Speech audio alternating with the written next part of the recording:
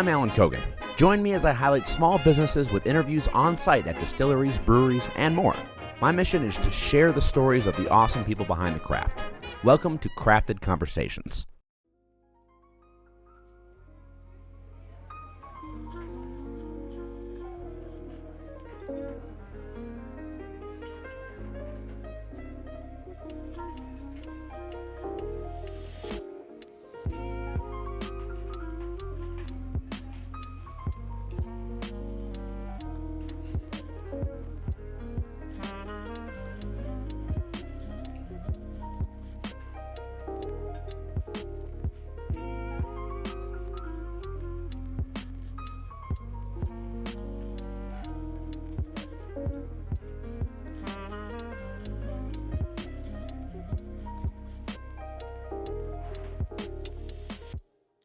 Well, Jim, we're here in Liberty Pulse Spirits on site at the distillery in Washington, Pennsylvania. I've never been here, and I've only been through Pittsburgh, which is just, 45 minutes north of here? Yeah, yep. Tell me about you and how you got into the business.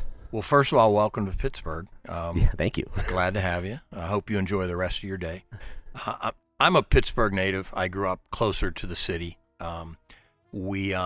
We moved, my wife and I moved to Washington County shortly after we got married. We've been in the county for 30-some years. I was a hobby distiller. I had my career was in the investment world. I worked for a small investment management firm, but little did they know that I had a backyard still. And it was always kind of my exit plan, right? I mean, I knew that I was heading towards retirement. I just did not want to spend 10 more years in that role. Right. So I had become, pretty proficient at distilling.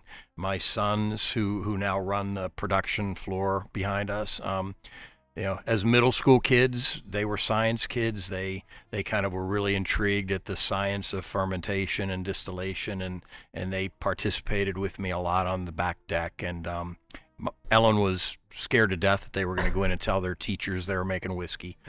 But in the end, it was a great learning experience. And as I contemplated kind of what I wanted to do to exit my career, craft distilling just made sense. And, this was back in 2013, 14. And, I could see the landscape was improving. Pennsylvania in particular had just passed a really awesome limited distillery license that puts us at kind of the forefront of any of the 50 states in terms of what we're allowed to do. And we put a business plan together and thought that we could make a go of it. And we opened our doors in 2016. Started distilling about 8 years ago this month. So wow. That's pretty cool. Were you a big whiskey guy going into it? Were you like, hey, I'm going to make that? I was. I was an Irish whiskey guy. Okay. I'm Irish. We always had Jameson in the house. My first love was Irish whiskey, and it's just, I think it's a good first whiskey for people. It's lighter. It's a little bit easier on the palate. I eventually grew into really loving American whiskeys. Now, my wife is the Scotch fan. My wife loves the single malts, especially the Islay single malts. Yeah. I always gravitated towards, American ryes and bourbons. And, the reason we have peated products in our portfolio is because of my wife. She kind of wanted to make sure that we made something that hit her palate. Yeah. Well, I don't want to jump the gun, but part of what tipped me off to you guys early on in my searching of distilleries was the peated rye. Yeah. And I was like, what are these guys doing? Yeah. Because I'm an Islay fan. Okay. Gun to my head, probably still to this day, I love Scotch. Okay. Ardbeg's my favorite brand. Yeah. I love it. Okay. But rye is probably my number 2. Yeah. A really good high-rye bourbon is great. Yep. 100% rye is great. Yep. But walk me through the idea of starting a distillery. Was that a big jump off point, learning point? Or did you know what you were doing at the time? So we knew what we were doing. I think distilling wise. Sure. We had been distilling probably for 10 years on a very small hobby basis, but it scales up. It really does. What we didn't fully comprehend were the just the legal implications of opening a distillery, and there's a lot of hoops and a lot of red tape and a lot of people that you need to educate that kind of hold the purse string, not the purse strings, but they hold the key to allowing you to do what you want to do. And, city fire code and zoning people. And, people are they just don't understand, at least in 2013 and 14, they didn't understand that, distilling, you're not making bombs, you're not going to blow up the city, and so that was, we didn't appreciate all of the hurdles that you encounter to open up a business like this. Yeah, and on top of that, you're also opening up a small business. Correct. Which you have to make money for. Correct. So when that first started, I know a lot of places source their product. Right. What was your calculus there? Yeah, we didn't want to source, for a number of reasons, and, I'll insert the obligatory. There's nothing wrong with sourcing. Of course. And, there's good whiskey. MGP makes fantastic whiskey. Yes. That said, there's a lot of MGP brands, and we just didn't feel like that would differentiate us. As a craft brand, we just feel like you need to be unique. You need to offer something that you can't get at the liquor store from a Kentucky or an MGP brand. So we didn't want to source. Now, once we made that decision, there are other decisions you have to make. Okay, do we want to make a white spirit? Do we want to make vodka? We don't want to do that either. We really wanted to focus on whiskey. We love whiskey. I've always been the kind of guy that just feels like the jack of all trade, master of none cliche is really true. Yeah. And we didn't want to spend still time making vodka, because every time I felt we would run the still to make vodka or gin or something would be time that we weren't learning how to make better whiskey. Sure. So we wanted all of our still time to go towards whiskey. So once those two decisions were made, we weren't going to source, we weren't going to make a white spirit. Your only option is small barrel aging.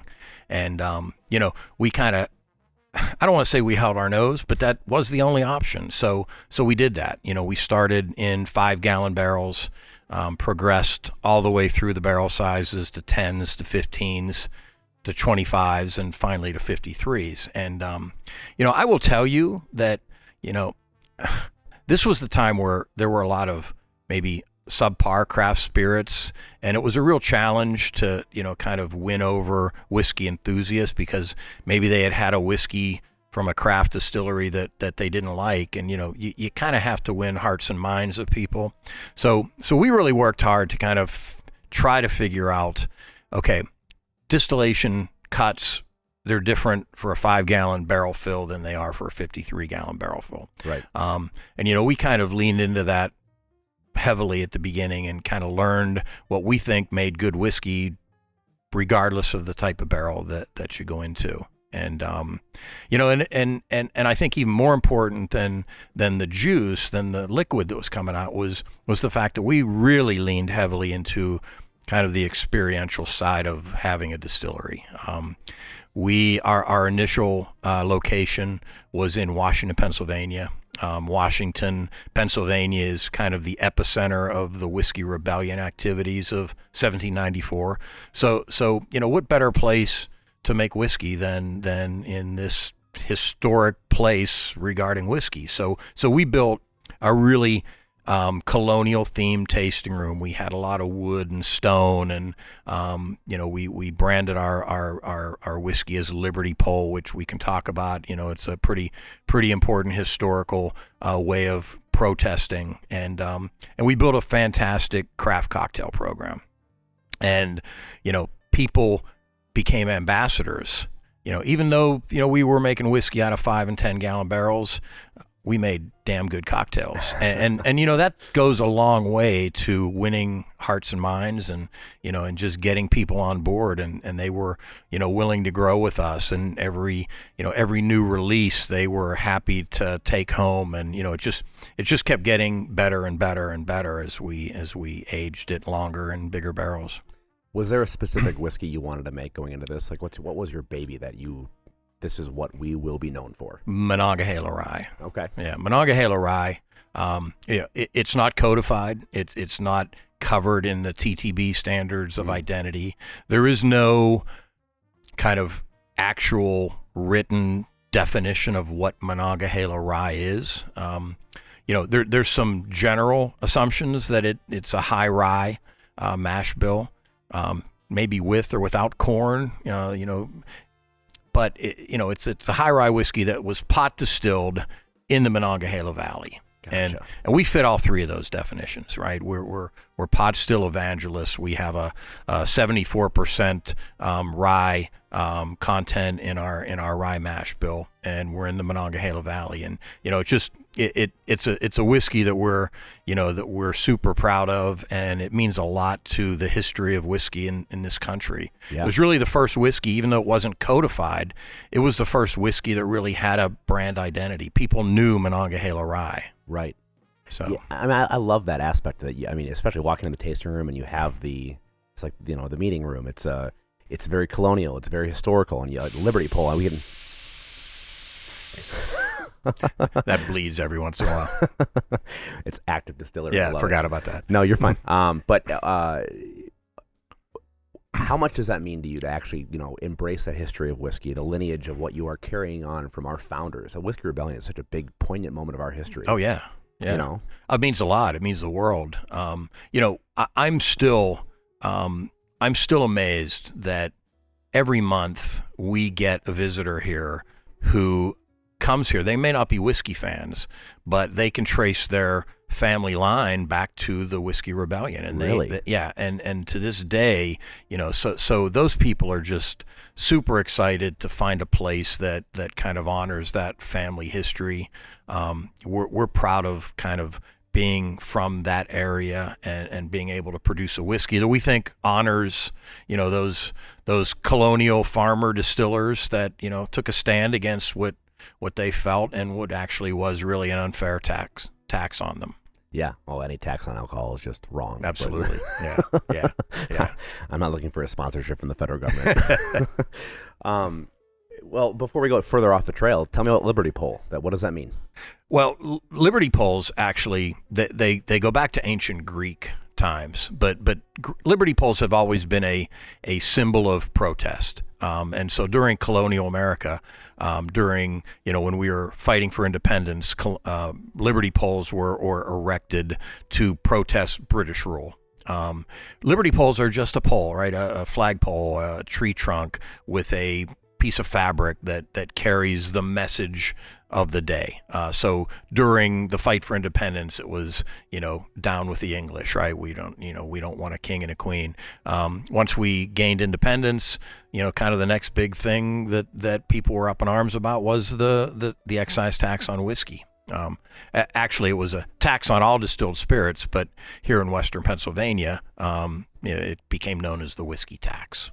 Very neat. Yeah. Very neat. And so, we just thought Liberty Pole is a great brand to honor that period. It's easy to remember. Yep.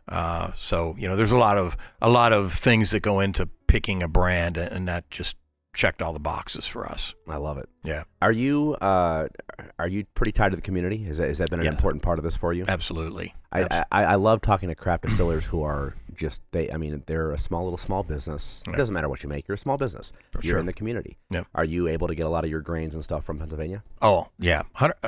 All of our grains, with the exception of our malted barley and our peated malt, are Pennsylvania grown. Awesome. Yeah. Does that? I'm sure. You're a native, so Yes. I'm sure that means a lot. It means a lot. From a pride sense. Yeah. Yeah. I can't imagine a scenario where we would even look to grain, cereal grain outside of Pennsylvania. Right. So, we're super proud of that. And, we're an agricultural business, and we're working with farmers, and, farmers are finding, a lot of new opportunity in working with craft distillers.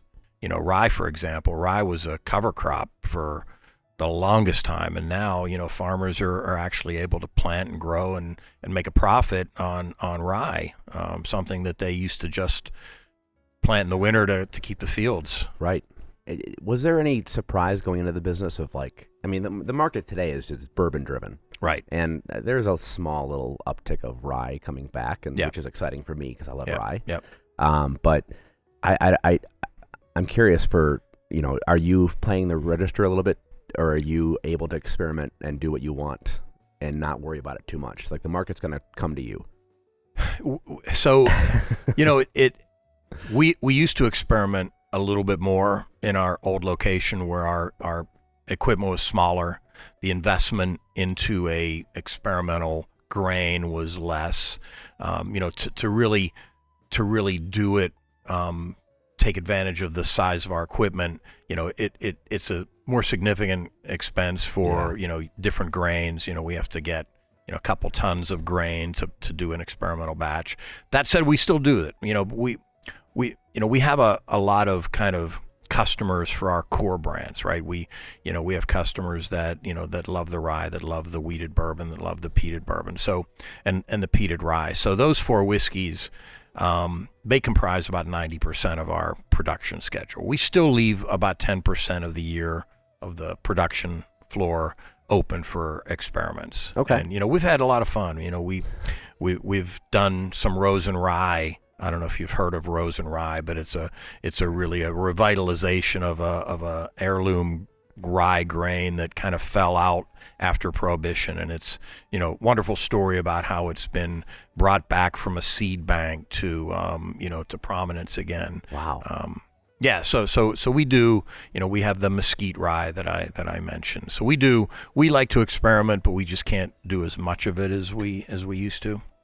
But I'm sure that's probably the best part of the job is that you don't have a big corporate leash telling you what to make. Absolutely. No, and it goes even more than telling us what to make. It's how to make it, right? Yeah. Those fermenters behind us, we do a 6-day ferment. Okay. A big corporate overlord, they would want us to get that fermenter out in 48 to 72 hours. Sure. Right? The primary fermentation's over. You've created your alcohol. Let's go and let's fill it again.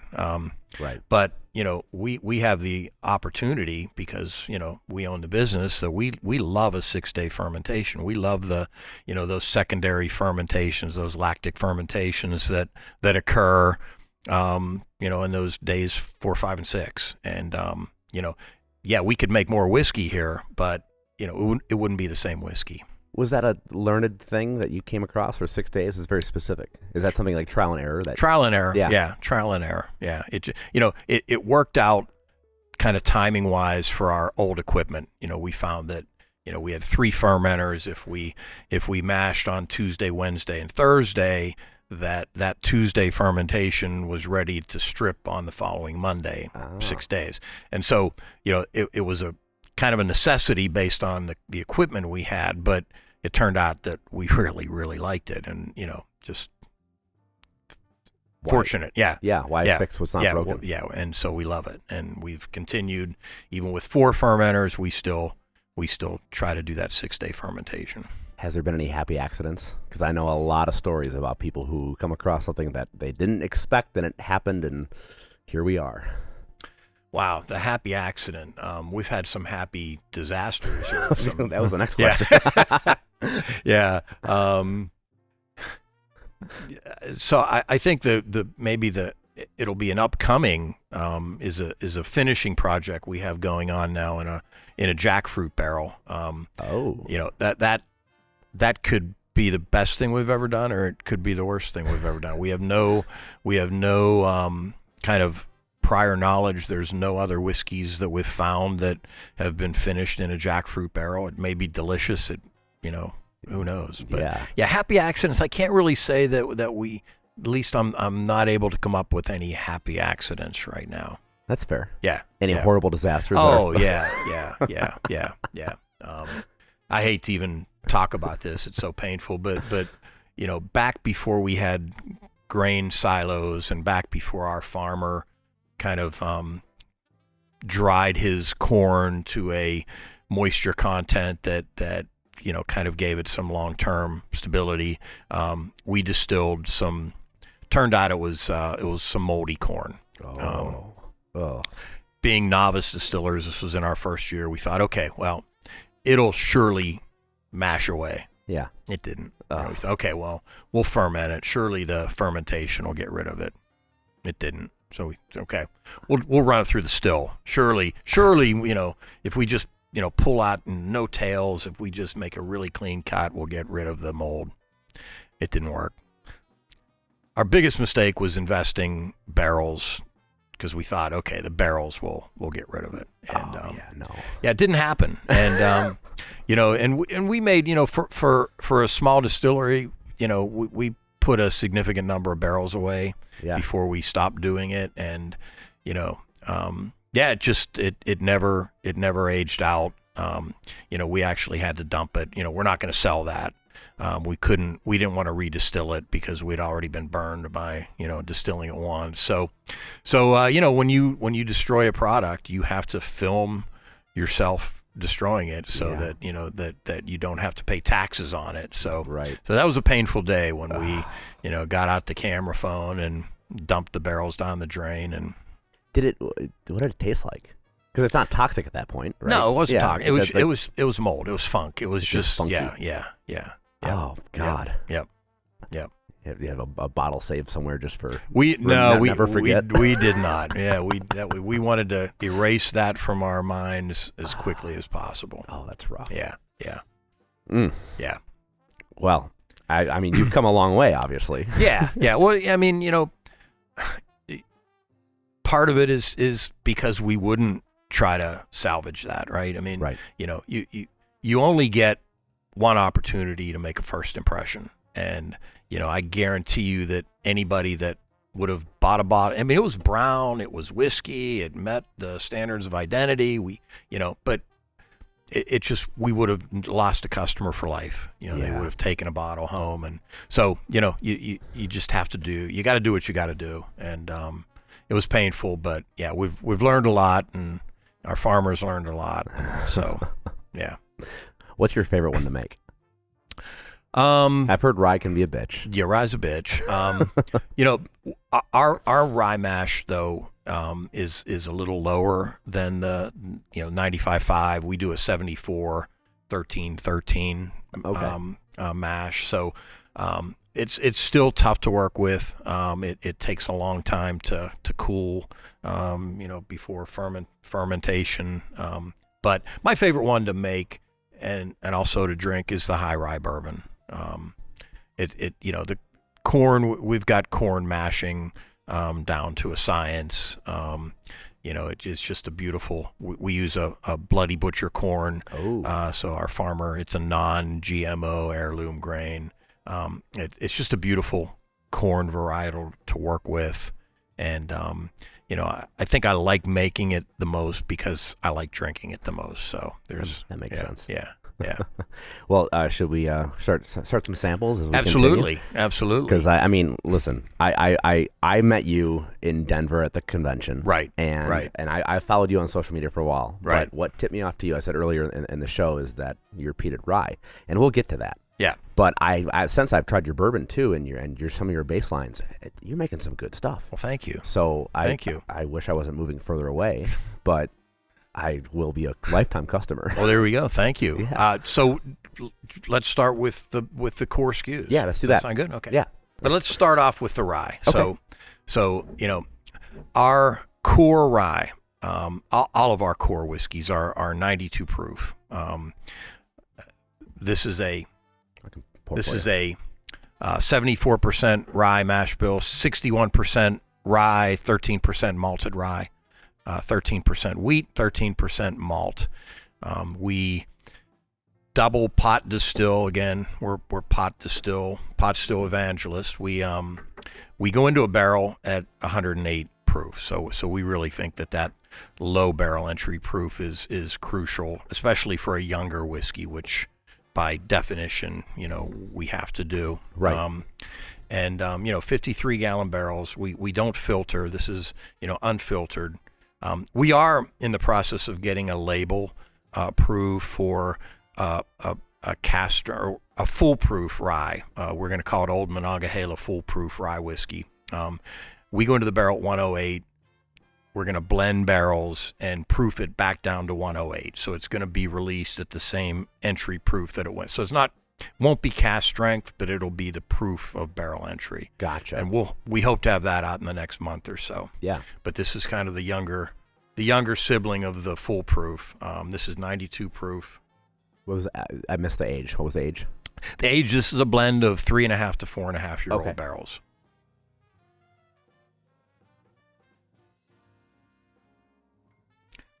So, pot still whiskey is it's just luscious on the palate. It's oily, right? Yeah, much cleaner. Yeah, It's that's a very mild, nice rye. it is. It is. And we get a lot of people in here that have decided they don't like rye, because they've tried 10 different labels, not realizing that all of those 10 are MGP 95.5 ryes. And, Right. They think they don't like rye because, I've tried 10 ryes. I don't like any of them. Well, it's the same basic liquid, So 95.5 ryes are delicious if you're a rye lover. Sure. They're tough if maybe you're not. Very aggressive, very spicy, very bold. Yes. The 13% wheat that we have in our rye mash bill, that was intentional. We wanted to, we want a rye with all those good rye characteristics. We like that herbalness. We like that spiciness. We wanted to soften it up a little bit, and I think that's what the 13% wheat kind of achieved. It's a super drinkable rye, but it still makes a killer Manhattan old fashioned. I'm a Manhattan guy. Yeah. But also, like you said, off camera, Wisconsin, old fashioned. Right. Brandy only. I will say too that I've said this a billion times on the show and elsewhere, but there are a lot of ryes out there that are just spicy to be spicy, and I think that alone is a barrier to entry for people who aren't acclimated to whiskey, period. Right. Because anything more than 15% of a wine, it's hot. Yeah. And that alcohol burn, that peppery spice that you get from a rye can just overpower. Right. I mean, Yep. Oh, absolutely. God forbid you give someone 125 proof rye. Right. Here you go. Right. Ugh. Right. But no, that's very approachable. That's very good. Thank you. Yeah, we're super proud, and as I said, if you put a gun to my head and said Liberty Pole can only make one whiskey, what are you going to make? This is it. It would be the rye all day. Yeah. Is there any historical connotation there? Because I know rye was the spirit of the day back then. Yeah. And they weren't aging back then. They weren't aging. Correct. The historical context is that we, again, there's no real definition for Monongahela rye, and really, it was whatever grain the farmer distiller probably had available. Sure. They would use, and that's why you cannot say that Monongahela rye doesn't include corn, because I guarantee you that if a farmer had some corn laying around and they were running the still, they were going to use that corn as an adjunct to the rye. Sure. Rye was always the majority grain because Pennsylvania was not a great area to farm, right? Rocky, not a lot of sun, but rye was a crop that grew very well here. Right. So that was always the predominant grain in this area's whiskey production. But Monongahela rye, again, high-rye, minimal amounts of other cereal grains, maybe some wheat, maybe some corn, malted rye to get the conversion. Yeah. So we follow that as closely as we can with our mash bill. We added wheat, which some people would argue, isn't really kosher for a Monongahela rye. But again, if a farmer had wheat, they were going to throw it in. There have been historical references to wheat in a Monongahela rye mash bill. Our good friend Sam Komlenik, Pennsylvania whiskey historian, has pointed out that he has found historical mash bills that contain wheat, so he gives us his blessing on our mash bill. So, well, that's good enough yeah, for me. Exactly. I mean, I've also read records of splitting with oats and Sure. and spelt. Yeah, absolutely. And I mean, there aren't that many places using those nowadays because Right. your yield isn't that high. Right. Corn is obviously the best yield. Right. But yeah, I think that's cool. I mean, there's no specific documentation of what it is, so Right. you have some room. Right. Absolutely. Very cool. Yep. Very cool. Well, what's next? Next up is our straight corn whiskey. Okay. So again, our corn is Bloody Butcher corn. It is it's our deep red corn. Was introduced into this country in the 1800s. beautiful red color, not a lot of starch, a lot of protein in this corn. The yield is very low for both the farmer. His bushels per acre are about half of what they could get if they grew a dent corn. Our yield is much lower because of the minimal amount of starch, but the proteins in that corn just create some amazing flavors. And again, going back to what I said about craft spirits, trying to be unique and having to be unique. Bloody Butcher corn at the time we started using it was pretty much unheard of. Yeah. There's a Jimmy Red corn down in your neck of the woods. Yes. Is that Mile High? Yeah. Yeah. They and I think that's a very similar varietal to what we use. Maybe even the same, just with a different name. But it's a fantastic grain. We love it. It just produces this earthy and oily distillate that it just. I'll never forget when I first nosed and tasted, but nosed a new make of Bloody Butcher. Mm-hmm. So different, than just a regular yellow dent. Yeah. So I haven't had that many that have been aged, right? Because not many people are doing it. No, and when I do a tasting and I get to the corn whiskey, I'll see a lot of eyes roll because, people tend to think of corn whiskey as their Uncle Joe's backyard corn liquor. And, it typically wasn't aged. Not that Uncle Joe might not have been able to make good whiskey, but there's that connotation of corn whiskey. But a good corn whiskey, aged a bit, it's a fantastic whiskey. I love it. Corn whiskey has to be at least 80% corn. Right. Our mash bill is 81% corn, 19% malted barley. Oh.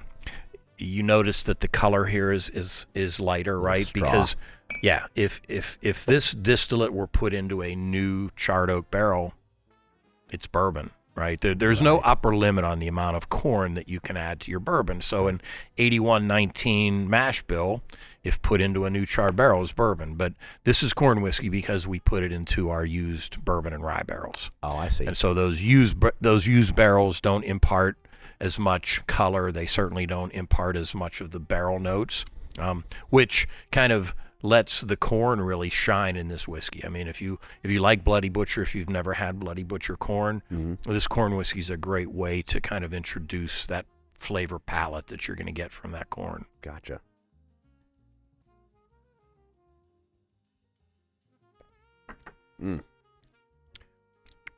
It's a super simple whiskey. It's the only whiskey that I like to drink on ice. I think this is my summer whiskey. It's a very light, simple sipper on the porch on a hot day. I love how the corn is showcased, but that malted barley really comes through. 19%. Yeah. So there's a significant amount of malt in this too. Yeah. So you do get that maltiness. I'm a sucker for chocolatey, espresso, malty flavors. Yep. But wow. And how long is the age on this? I believe this is our latest batch. This is 4-year-old. Okay. Yeah, this is a blend of several 4-year-old barrels.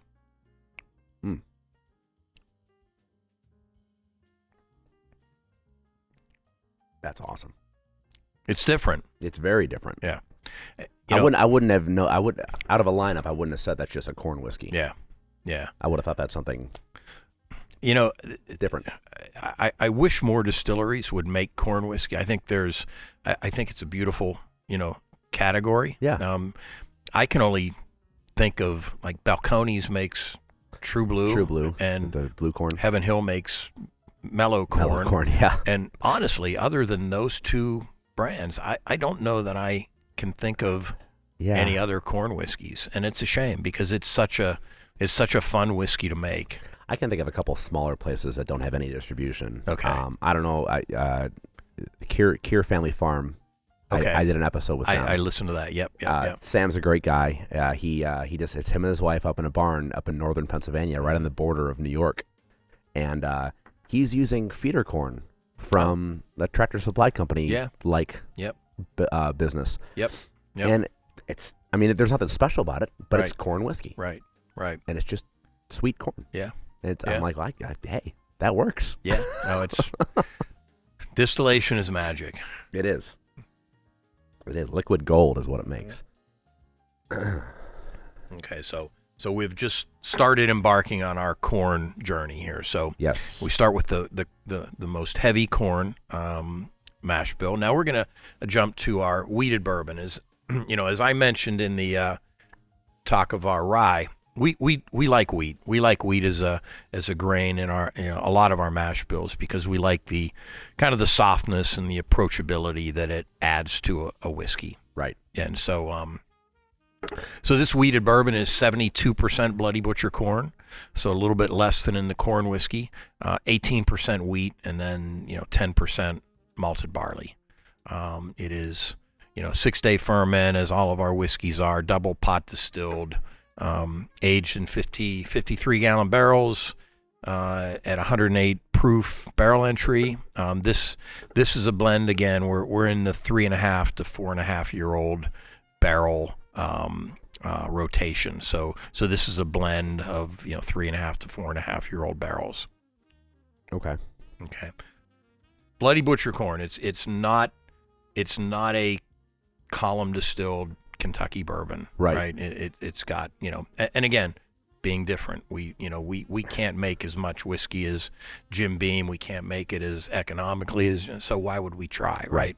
So this is something that appealed to us. We hope other people like it. It's again, all pot still whiskeys just have that twang, that oiliness, that funkiness that we love. Yeah, absolutely.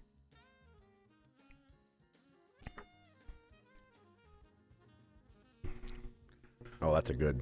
Just super approachable. Yeah. Right. 92 proof.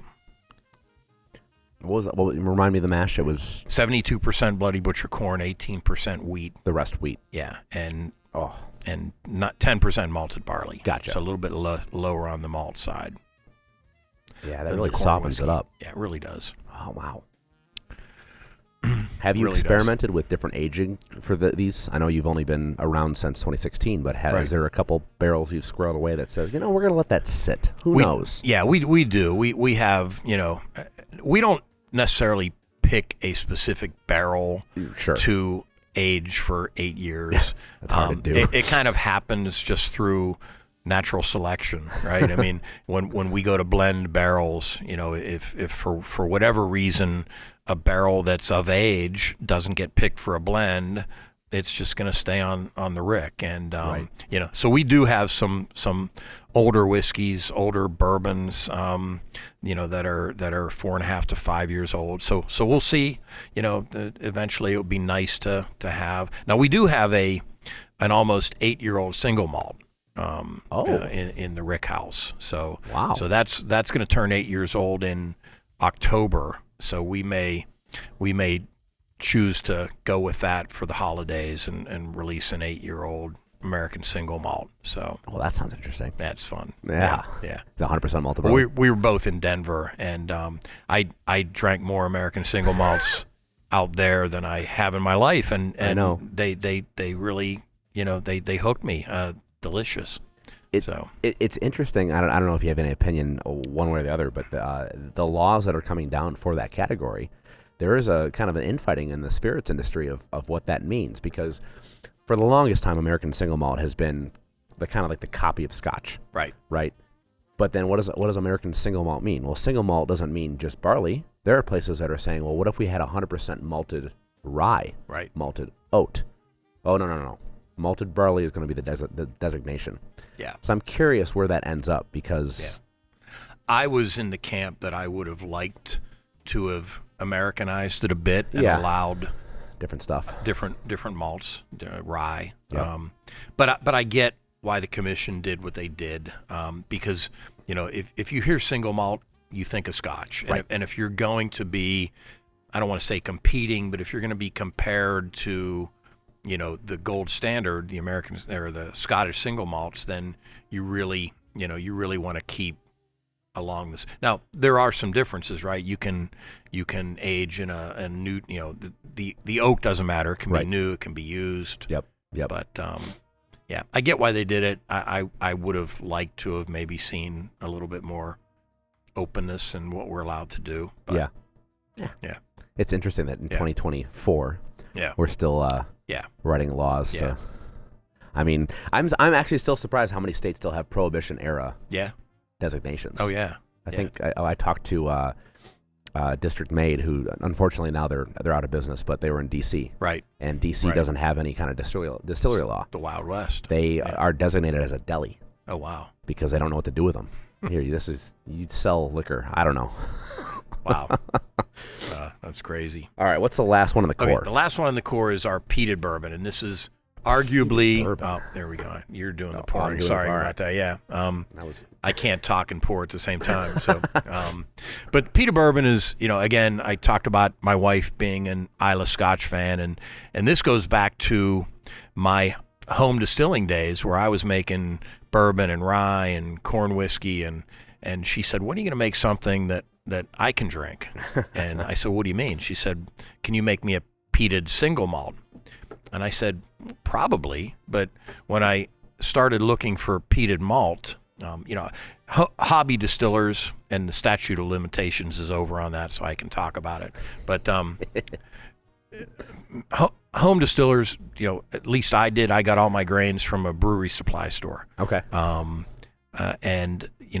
peated malt is a little goes a long way. So in brewery supply stores they do carry it, but they carry it. At least my store carried it in like quarter pound bags. Wow. And just the cost of doing that would have been more than I wanted to pay for a experiment on my hobby still. So I said, well, maybe I can just buy enough and add it to a bourbon mash, and it will get that peatiness involved. And and so that honestly might be the linchpin for why we're here today, because it was really good. It was the best home whiskey that I ever made. Wow. And it really became something of a key component of our business plan that we're striving for uniqueness, right? We're using Bloody Butcher corn, and hey, we're also going to have this peated bourbon that an American Scotch. I mean, call it what you want, but it's really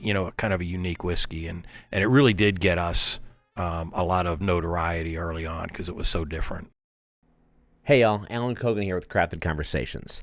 If you want to support the show and the mission of sharing the stories of craft, head over to buymeacoffee.com/craftedcombos.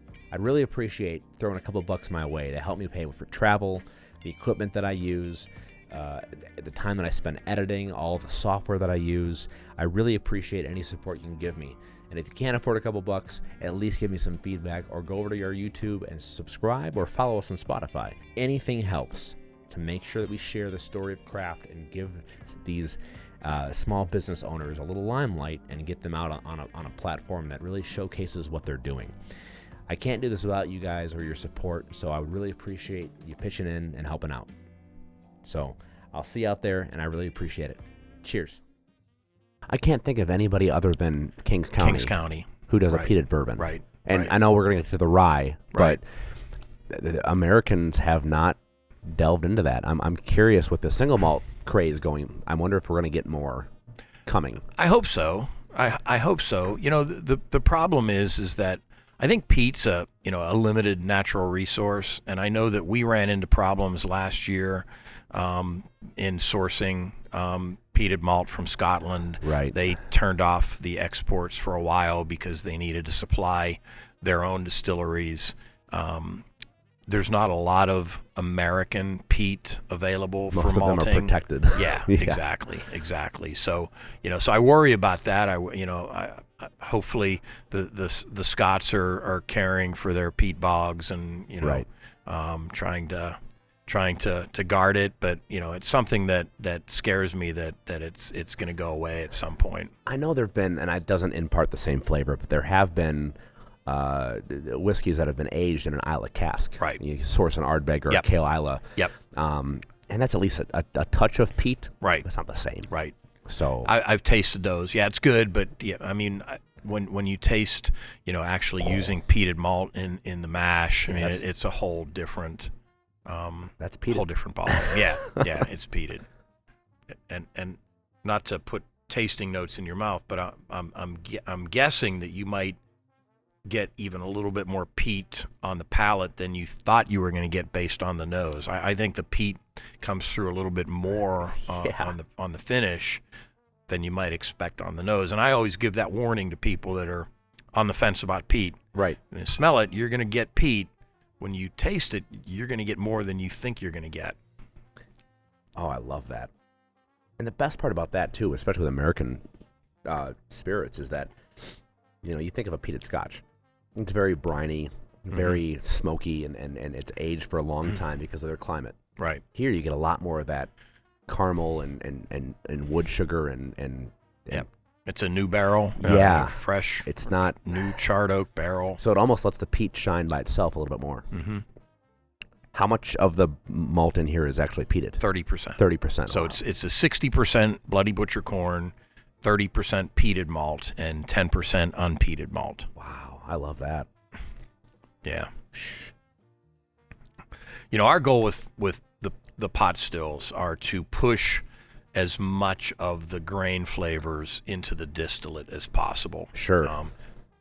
If you even notice our stripping still there, that's a very moonshiny looking whiskey helmet, right? Yeah. And that was intentional. We worked with Vendome we wanted as short and as squat whiskey head as we could get because we don't want any reflux. We want to make it as easy as possible for those heavier alcohols to make it into the distillate. Right. And so, we have a short squat head with a downward facing line arm. So once those vapors make it up, it's easy for them to roll down into the distillate. So that's, intentional to create as flavorful and as grain forward of a distillate as we can. I assume I know the answer to this already because you were an Irish whiskey fan. Was there ever any thought of going towards a column or having a column in addition to a pot still to play? Never. Never. No.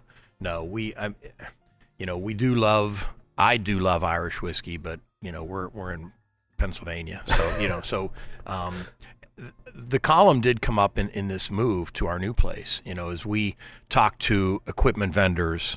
Because we needed a stripping still, we needed bigger tanks. Vendome, they were trying to talk us into a column still. I don't want to say most, but a lot of distilleries, when they expand to the kind of the level that we've expanded here, they will move to a column because the efficiencies, the output are just light years ahead of a batch process like a pot still. Right.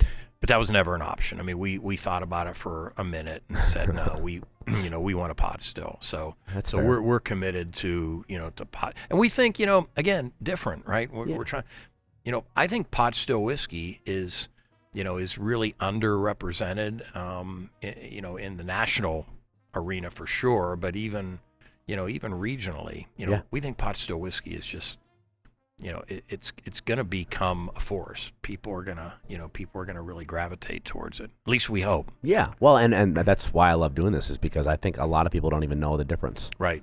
Column versus pot. Right. Oh, it's just the shape of your still. Mm-hmm. Like, no, there's so much more that goes into it. Totally. Yeah, exactly. Well, that was peated. It was. I love that. I love that. Was. I'm sure you and Kings County are the ones that are doing it for real. I assume there's probably smaller places out there that are calling it peated, but it's not really that peated. Yeah. I love the peat flavor, so bring it on. Pete, we talked to Colin Spolman in Denver. Yeah. Yep. He does a great, we're so proud to kind of be mentioned in the same breath as Kings County for some of these whiskeys. And, he's a big pot still guy too, and they do great stuff. Yeah. They're on my list. Yeah. It's a trip, but another day. Hey, Brooklyn's a fun place to visit. Oh, of course. Yeah, of course. Yeah. Well, I know. So we've done our core line. Yes. And I'm curious before we move on to the fun stuff. What's the best seller? The bourbon. The bourbon. And I mean, arguably, it's very good. I don't want to kind of place one whiskey over another in terms of what is the better whiskey. Sure. My palate, I prefer the rye. Yeah. But the bourbon's very good, and I think that it is, and the rye is very close to it in terms of sales, but bourbon just seems to always have a couple bottle lead. But I think a lot of that just goes to kind of predetermined buying patterns, right? Yeah. My grandfather, my dad drank bourbon. I'm not a whiskey guy, but I want to buy something for my bar. I'm going to take home a bourbon because that's what I know. Right. I don't know rye as well. Sure. So we're trying to change that, but we're happy to sell bourbon too. Yeah. Right. I mean, I kudos to that. I mean, Yeah. you have to still sell, but also, I mean, Right. while you're doing it, you're making a good product. Right. So Right. Thanks. yeah. Thanks. Well, should we Let's transition? yeah, absolutely. Okay, let's get these out of the way. Okay. So, in addition to our core whiskeys, we do a lot of, special releases. Some are regular releases, like the peated rye, Right. and the high-rye bourbon, and the Mosquite rye. We try to do those at least once a year. We've just started to get into finishing projects. So I've got a peated bourbon that was finished in an orange curacao barrel on the table here. Oh.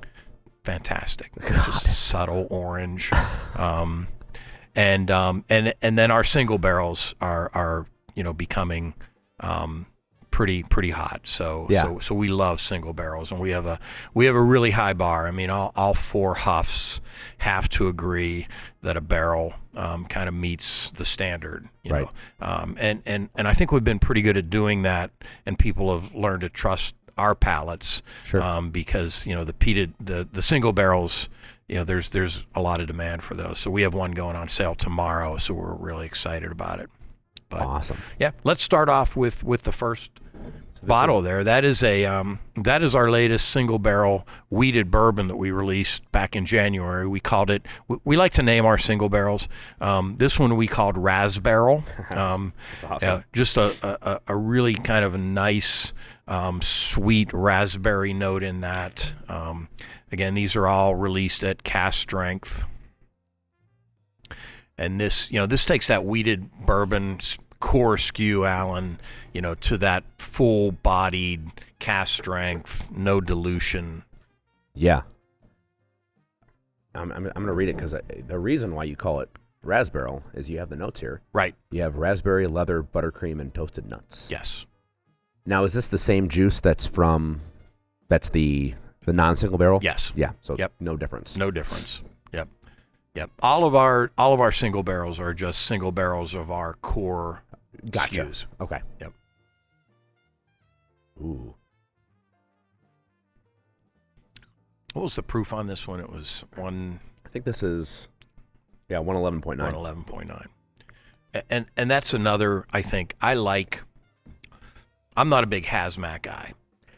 So They're fun once in a while. yeah, so having a barrel entry of 108, we're typically not going to achieve that 125, 130 proof because Sure. we're the proof is rising in our aging environment, but not to that level. So our single barrels, our cask strengths have been averaging between 110 and 115, Okay. which is my sweet spot. I Yeah. really like that. Yeah. I forget who I talked to. It was a very wise comment that alcohol is a vehicle for flavor, Mm-hmm. and that's why cask strength Yes. has become kind of a boom now. Yeah. And then one of my Great Lakes Distillery in Milwaukee, from where I'm from, Mm-hmm. Nate Newbrow, love him, great guy. He called me a proof head. Apparently, that's a connotation in the market that all these young kids are proof heads. They want Yeah. their mellow corn at 50% and higher. Right. Yep. And that's we see that, and Yeah. and that's why we're coming out with that old. Oh, now we got to. Oh, I love it. Yeah. Now we got to recharge the compressor. Active distillery. It's okay. This will be done in a second. I forgot about this again. But that's why we're doing the Monongahela Foolproof Rye, just Right. because of that demographic that loves those high proof whiskeys. Yeah. I mean, I love a whiskey that I can put a couple drops of water into and open it up and give a little bit more flavor. Right. I mean, some of the whiskeys out there that are 80 proof, there's not much body to them. Right. And I mean, you could probably speak to this more. You're probably not making spirits to make a cocktail, but they go good in a cocktail because they hold up. Right. Places that are making spirits just for a cocktail are probably just, you know, bottom shelf. Yeah. But Yep. Well, that's very good. Oh man. Notice the difference between that and the and the core, the 92 proof. Yeah. Just more flavor, right? Way more flavor. Yeah. It's much more of a sweet bomb, and it does say raspberry. I could probably think hard enough and get raspberry, but there's a lot more going on. Love it. All right. All right, what do I have? We're powering through. So this is the it's a good term. This is arguably, I said I was not going to say I had one favorite among all the whiskeys. I'm going to back up on that statement and say that this high-rye bourbon is probably my favorite whiskey that we make. Okay. So I gave you the mash bill of our wheat of bourbon, 72% bloody butcher corn, 18% wheat, 10% malted barley. We're Pennsylvania. We're a proud rye whiskey state, and we take a little offense at Kentucky ryes, right? Kentucky ryes are often barely legal ryes. They're 51% rye, 40% corn. Sure. So we turned the table on that, and we made what we like to call a barely legal bourbon. It's 51% bloody butcher corn and 40% rye. So it's a very high rye. It's a Pennsylvania rye, right? It's got that high rye content. It's just big and meaty and chewy, and it's just got everything that I really like in a whiskey. It's cask strength, so again, it's probably in the 110 to 115 range. Yeah, this one's 113. 113. Yep. Ooh. Yep. Well, the nose already is so much more bold and Yeah. strong. Yeah. Oh man.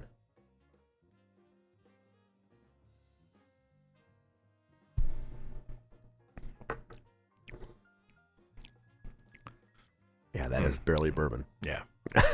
Yeah. You get a lot of rye. You get a lot of wow. I can see that. Why that's your favorite. Yeah. It's it's a fun whiskey. We've been making a lot of it.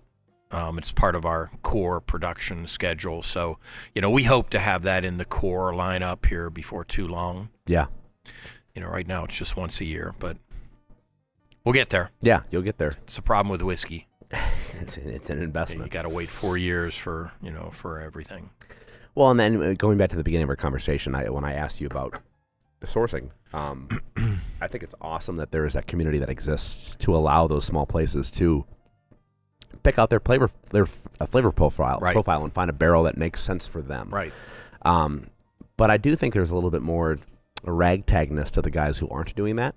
I mean, either you have really, really good credit and a great loan, or you just are able to make money with your vodka and just let that stuff sit for 2 to 3 to 4 years and then bottle it. Yeah. I mean, hey, this is good stuff, though. Well, thank you.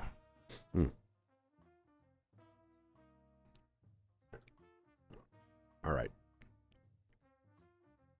Now, I know we're going into some flavor bomb territory. Now we're getting into some of the smokier offerings.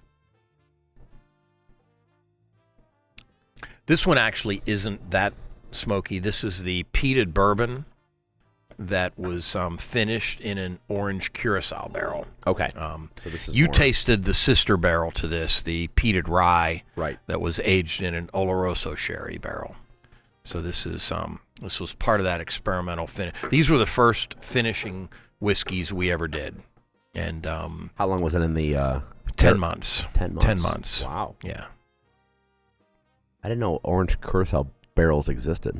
Yeah, we didn't either, but there are some. And the most famous kind of example of a finished whiskey was Parker's Heritage. Did a orange Curacao finished years ago, and that was kind of our inspiration to try it, because we think that our peated bourbon really, really goes well with citrus. We make a lot of cocktails at the bar using citrus modifiers. Gotcha. And so we just thought it was a slam dunk to try an orange Curacao barrel, and just really pleased with the way this came out. The orange Curacao adds a bit of an orange, kind of a clementine note to the whiskey, but it doesn't overpower it. It doesn't create like this sickeningly sweet orange finish. I mean, right. It's subtle, right, but it's there.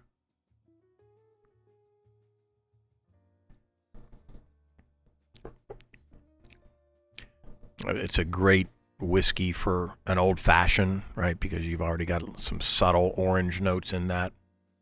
That is wild. It's good, isn't it? It's really good. Yeah. Wow. And that's the same peated bourbon, just in same peated bourbon. Yep. just in the extra barrel. Yep. Wow. Yep. That's a showcase of what finishing can do. Yeah. Wow.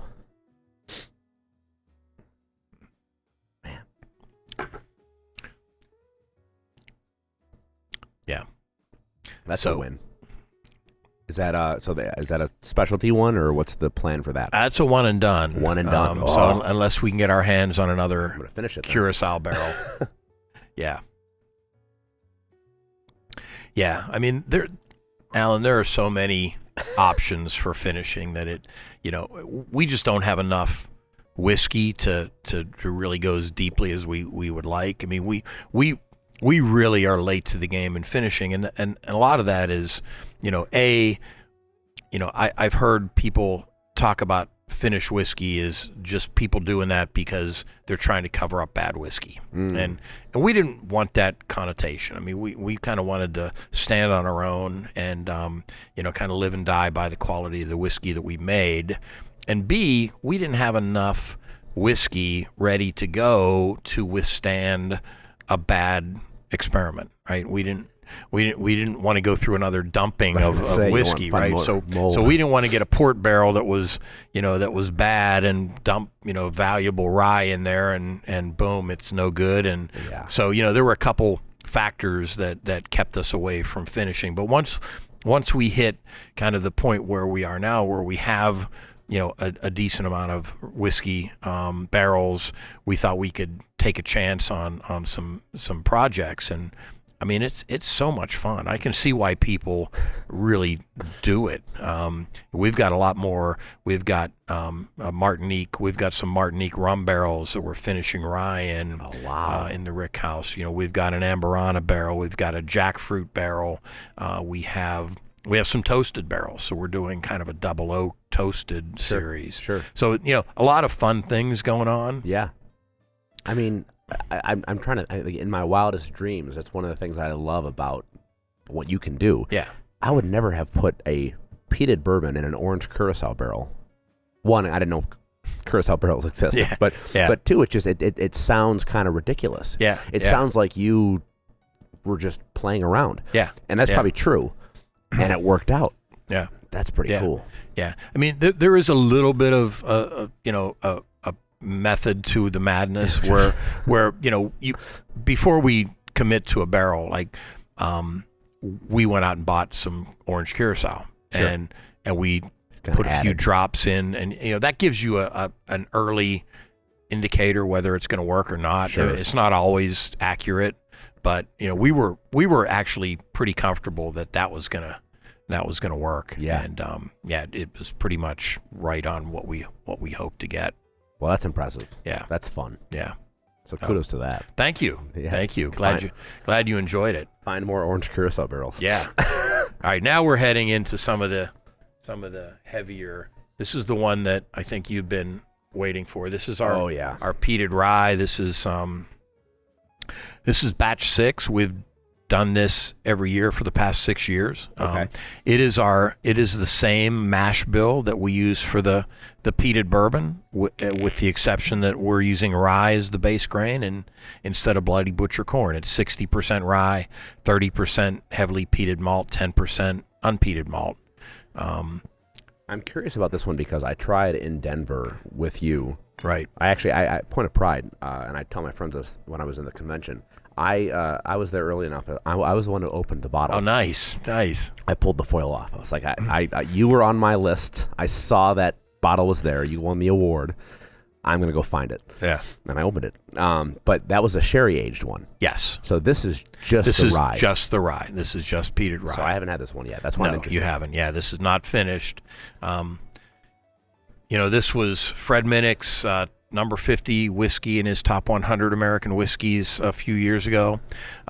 It was actually the whiskey of the year from All Things Whiskey podcast. I don't know if you met Mike Outcalt in Denver, but he's a Denver-based podcaster, former Bardstown Bourbon Company's Whiskey Taster of the Year.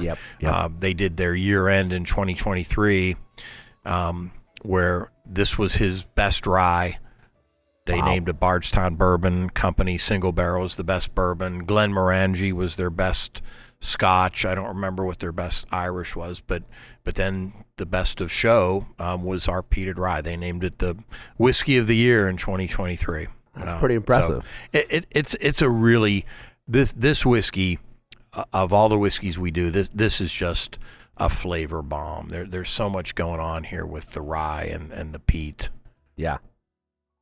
Well, and again, at cast strength, right? There's no dilution of those barrel flavors. Right.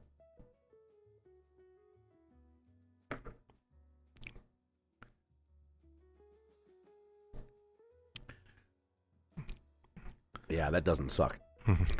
So you tasted the peated bourbon and you commented how peaty it was. So my theory on this peated rye is that the peated bourbon, the corn tends to be a little bit submissive, right? I think it lets the peat kind of take over a little bit. It's very peaty. Even though this is the same mash bill with rye in place of corn, I think the rye is a much more formidable grain. Yes. And it battles the peat kind of on equal terms. And so this is a whiskey that, I might drink it today and I might just be in love with the rye spice. Oh, it's really rye, and there's not much peat there. But I might drink it tomorrow and the peat kind of is taken over to my palate. I mean, it's a different whiskey every time I drink it, because I think it's more balanced than the peated bourbon. I think so too. And I think that's probably a good distillation of what's going on within the grain, because there's a lot of peppery notes that come through, but then the peat comes back and says, "Wait, no, I'm here. I'm here too." Yeah, that's really cool. Yeah, there's a lot going on. Yeah. Oh man. Are you trying to make this in your core? Yes. Yeah. So we have a lot of internal discussions here. We're in Pennsylvania. There is some kind of a campaign from my sons Rob and Kevin that we should really kind of lean into being a Pennsylvania distillery, and our core lineup should be Monongahela rye, foolproof Monongahela rye, high-rye bourbon, and peated rye. Okay. Right. Yeah. So that may happen, right? Yeah. The wheated bourbon may kind of move to a special release status.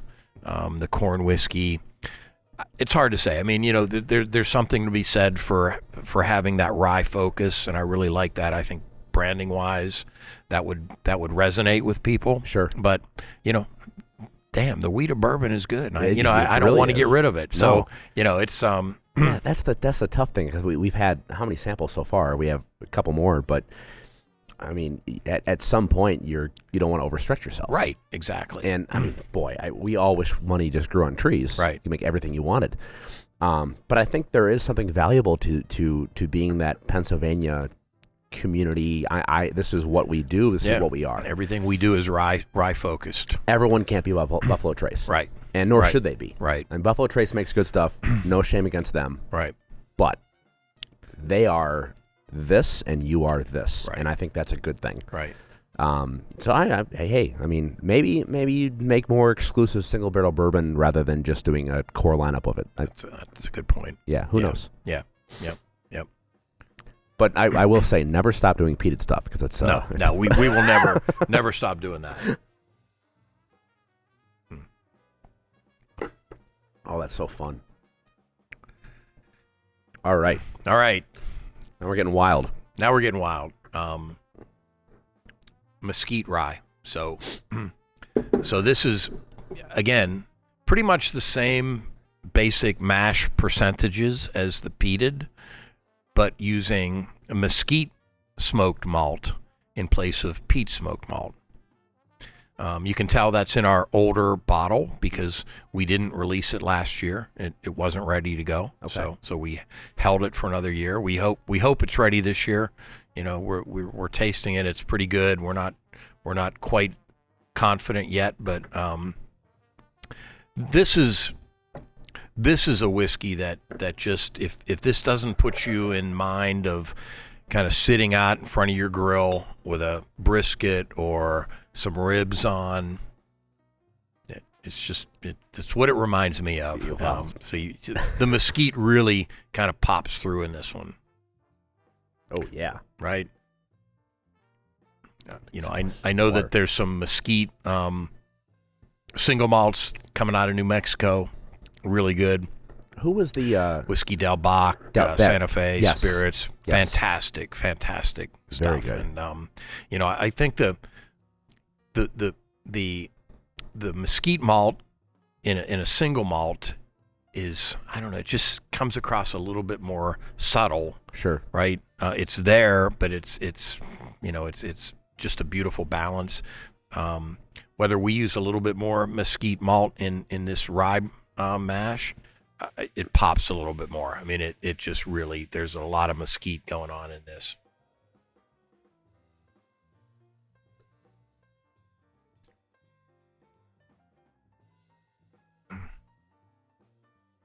Oh wow, it's not overpowering. No, because mesquite can be overpowering. Very, right? yeah. It's very subtle and balanced and tasty. Yeah. Oh, I'm curious because I went into this thinking of Del Bach. Yeah. I've also have you ever tried Smokehouse from Malarkey? No. I talked to them. Okay. And they have it's kind of wazoo crazy what they do, but they take bacon and they smoke bacon in a Traeger grill, and they cut up a bunch of little 1-inch squares of barrel staves, and they put those in there so all of the fat that aerosolizes seeps into the wood. Then they take those barrel staves and they put them in the barrel with the whiskey to just float, and it imparts all that bacon and smoky flavor to it. Wow. Now, it's a little bit of I wouldn't sit there and sip it. Yeah. It's like either a cocktail or a Bloody Mary or a gimmick for your friends. Yeah. It's good, wow. but it's not a glass I would sip on. So when I think of mesquite and what you were describing, my mind went there. Yeah. And I was pleasantly surprised with just, this is it's a sipper. Balanced. Yeah. Yep. Oh, that's fun. Well, how did that come about? You know, we saw Long Branch, which was Matthew McConaughey's the Wild Turkey adventure with Wild Turkey, and tried it, and it was good, but I was yearning for more mesquite. Right, it was very, very, very subtle mesquite, and I thought, man, that is just such a great idea. I think mesquite and whiskey would really work well together. So we just, you know, decided, we found out that we could source mesquite smoked malt from Breese, and put a mash bill together, you know, up the mesquite percentage a bit because we really wanted it to pop. Yeah. You know, being cautious that it could really overtake it. So right. So I think we lucked out because we never did a small batch run. You know, it was a full batch the first time we did it. But, Sure. Yeah, I love the way it turned out. Yeah, that's beautiful.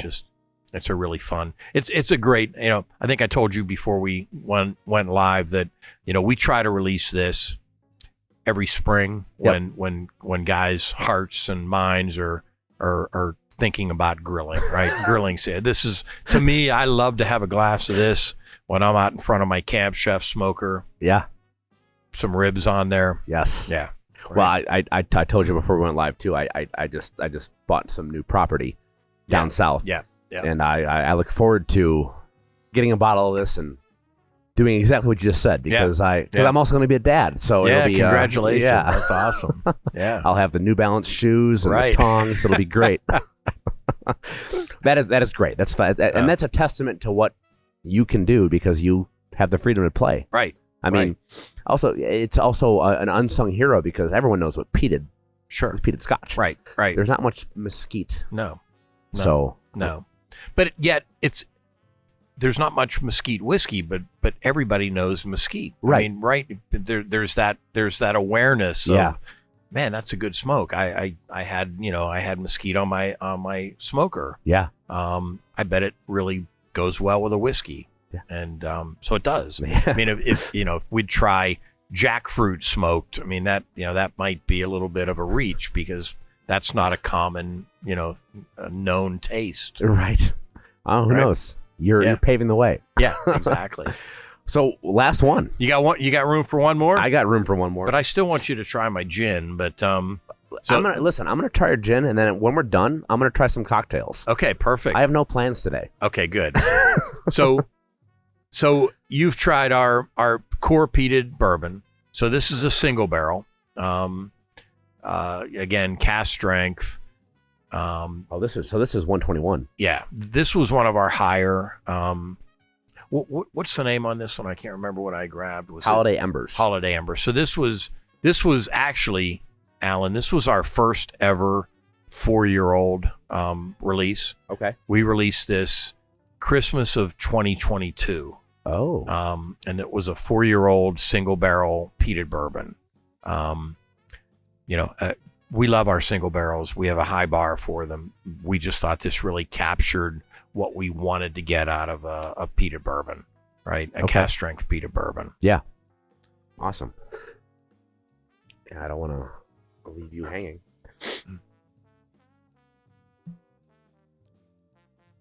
I feel so honored to be the pourer.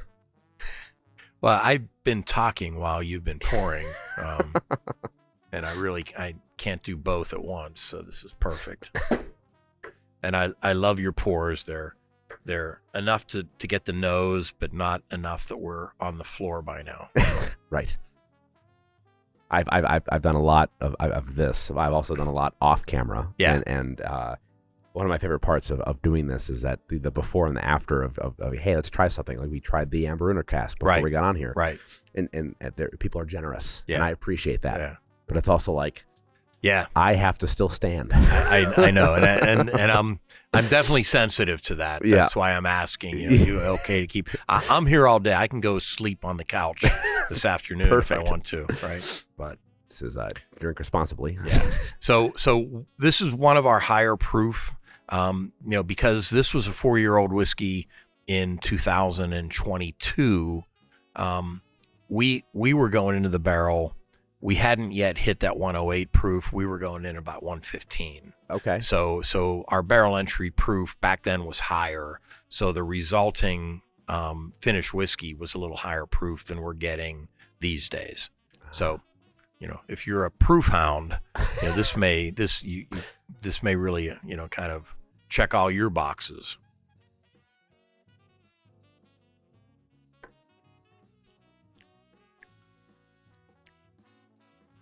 Oh, yeah.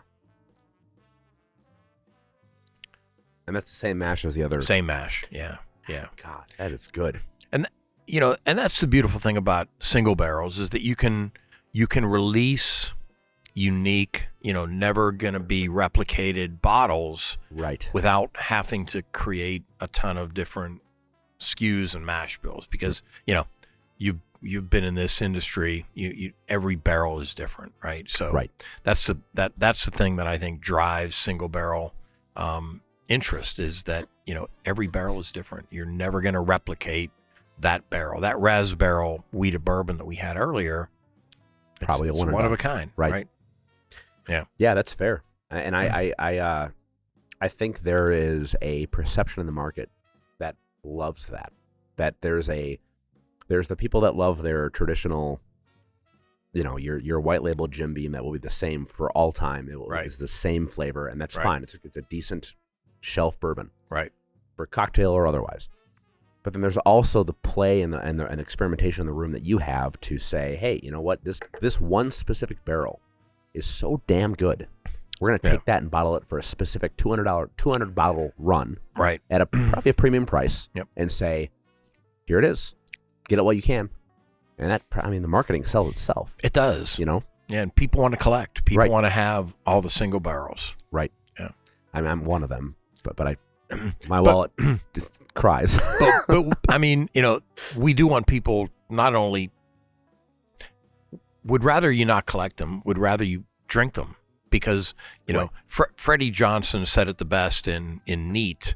There's always going to be whiskey. There's always going to be good whiskey. Yes. Drink it with friends, drink it with your family. When you finish that bottle, there'll be another single barrel. I had a Michter's Toasted Barrel rye, which is a specific release from 2 years ago that I got at the distillery, Right. at MSRP. Yep. Because it goes for $500 in the secondary market. Yeah. Because the market's stupid. Yeah. But I waited to crack that open with friends who I enjoy drinking it with. Yeah. And I had other friends who go, "You're opening that? Yeah. Why would you not sit on it?" Yeah. Like, I'm not going to sell it. I want to Yeah. enjoy it. Right. And the other one I had was a Spring Bake 28, Ooh. which is a Whiskey Society specific little, it's like a 175. Yeah. My wife got it for me as a wedding gift. Wow. And I had been sitting on that for the last 2 Spring years. Bank is. Oh my, it's so good. Oh, it's fantastic. I just opened it in El Paso Okay. with my 6 other friends who were all this group that we've only been together in the same room at the same time for three times. And I said, I'm waiting to open it with you guys because you can appreciate it and Right. I enjoy it. Right.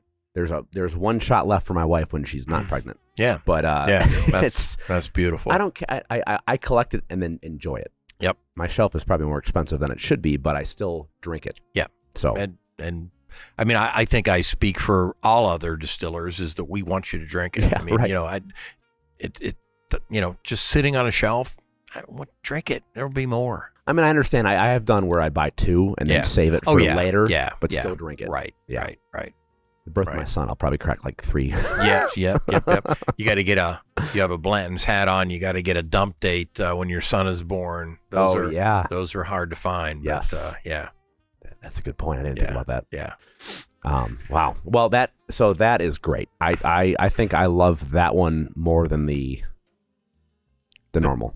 Okay. Yep. The higher proof. The higher proof. Yep. That's who I am. Yep. Okay. So What about, just curious, peated bourbon versus peated rye? I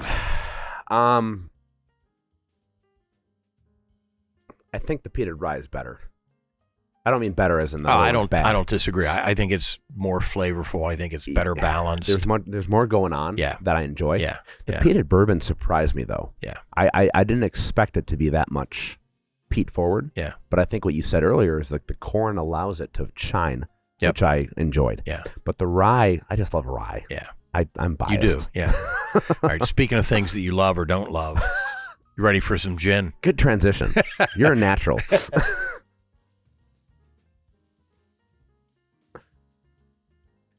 So I've been on a gin journey.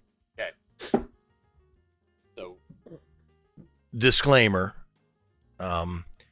we have been on a soapbox for 8 years. Educating people on reading labels. See if where it was distilled by. If it says produced by or bottled by, probably didn't make it. Yep. We did not make this gin. We're very transparent, open. We don't know how to make gin. We don't have a still that's capable of making gin. We don't have a gin basket. Can't produce high proof, neutral spirit. Right. But, we have a pretty active cocktail program. So, we thought it'd be nice to have a gin as a cocktail base, right? To Sure. be able to, we're heading into the summer. We thought it'd be fun to have some gin cocktails. They're really great summer. It's a great summer spirit. So we sourced a gin. We worked with a wholesaler. We tasted 5 different botanical blends. None of us are traditional gin lovers. I think we share the same space there, Alan. Yep. So this gin that we picked is not a traditional Christmas tree juniper forward gin. We picked a gin that we thought would really work well, rested in bourbon barrels. So this is a gin that sat in our bourbon barrels for about 9 months. It picked up a lot of those whiskey, bourbon, barrel notes. And I think it's a whiskey drinker's gin. I mean, this is one that is not a gin lover, I will pour this neat and just sip on it at the end of the night. I think it's just a really fun expression of a gin. Oh man, I can tell it's a gin on the nose, but it's not offensive. Right.